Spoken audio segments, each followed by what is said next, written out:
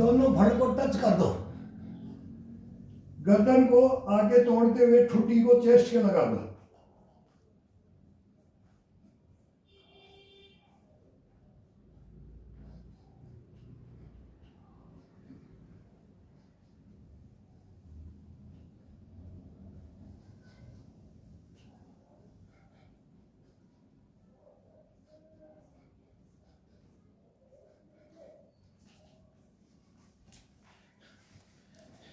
ये back come से कम एक 500 से ऊपर बैक होनी चाहिए।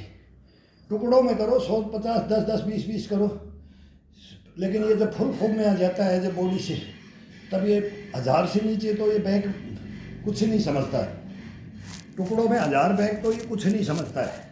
तो रीढ़ की हड्डी, ये पसलियाँ, ये कंधे, ये गर्दन, ये चेस्ट, ये सब के लिए टोटल मूवमेंट के लिए सबसे ज़बरदस्त ये बैक और ये डंडा। अब चढ़ो, रस्सा कितना चढ़ते हो,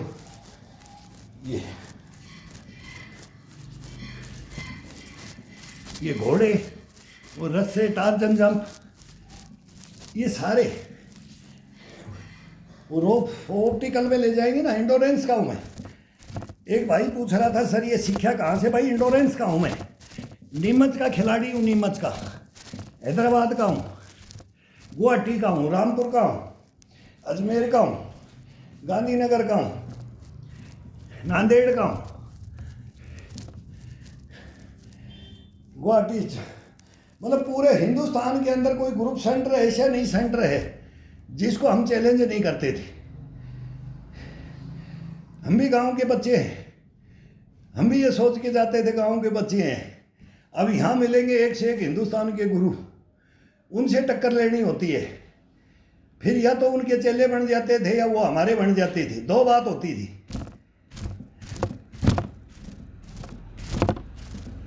ये झटका नहीं होता है, ये अपने आप आएगा। थोड़ा लूज कर दो। जब इसको यहाँ लेकर के यहाँ से अपन पूरी बॉडी को करते ताड़ते एक मुट्ठी दूसरे के ऊपर, तो हल्का सा गर्दन को उठाओ और फिर ये जब छूटता है तो उसको कैप्चर करते रहो, कैप्चर करते रहो। इसमें ये थोड़ा सा वायर है, ये लग ना जाए कहीं से भी, थोड़ा सा इसका मंडा हुआ होता है। ये उतरने में देखो, इसको कंधे को देखो, चेस्ट को देखो, ये इतना ज़बरदस्त बनता है। अब ये मारना है, ये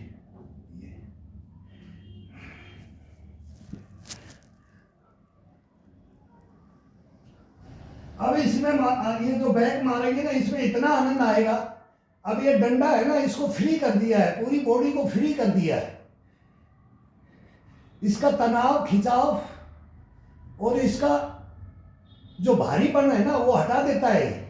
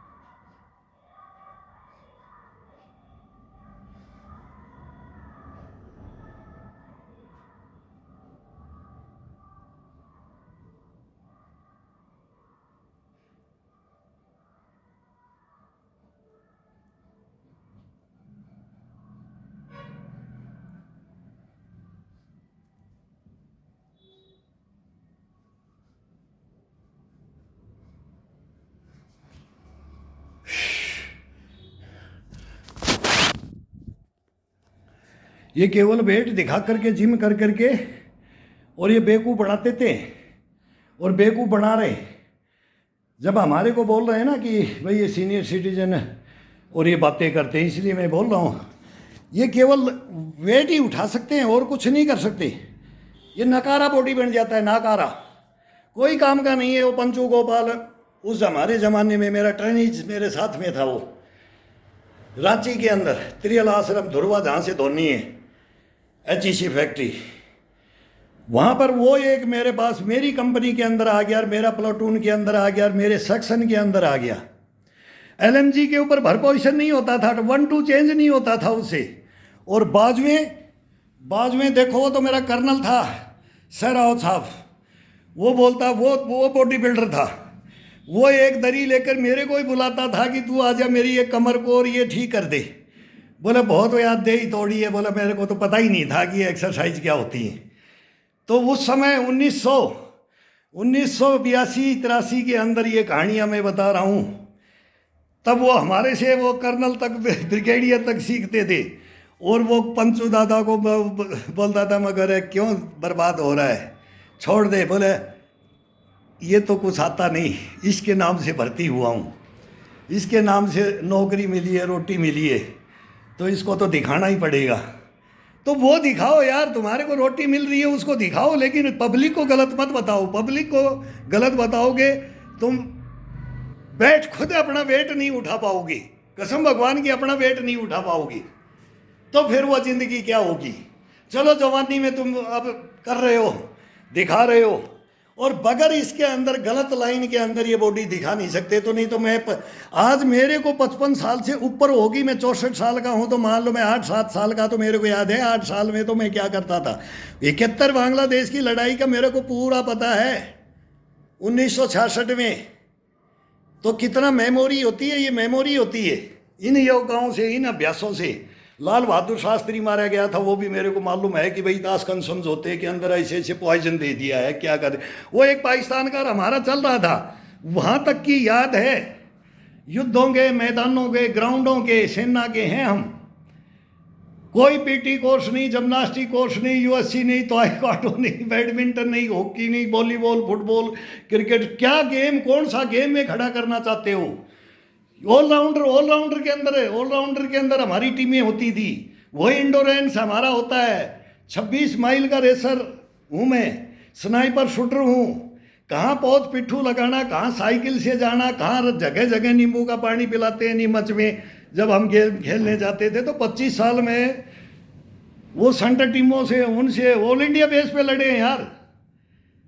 और फिर दौड़ करके फिर पूरे ग्राउंड के ऑप्टिकल पार कर करके बट रेंज में जा करके सांस ये उठता था, सांस धमनियाँ ऐसे चलती थी जब शूटिंग करते थे। अब गोली कहाँ लगेगी मेरे भाई।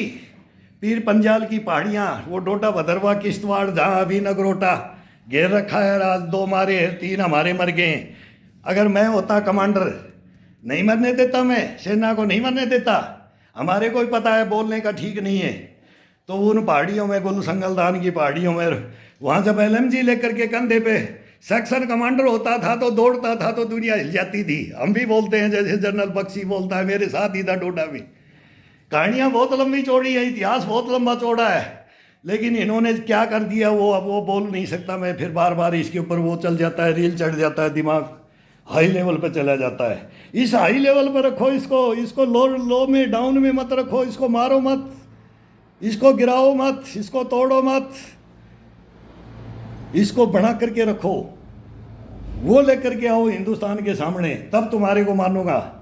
नहीं तो तुम हमारा नाम लेना बंद कर दो, सीनियर सिटीजन का ताना मारना बंद कर दो, ताना मारना बंद कर दो। मेरे को भी मालूम है क्या क्या लिखवाते हो, क्या क्या किसके बारे में क्या टोंट कस करके ये तुम्हारी बेइज्जती करने आ रहा है, ये करेगा, तुम इनकी करोगे तो ये तुम्हारी कर सकता है। कर देंगे, 2 मिनट लगाएंगे, 2 मिनट झाड़ देंगे। मत बहम में रहना मत। Old is gold, old is gold वाले हैं, ओल्ड इज गोल्ड मत बोलो।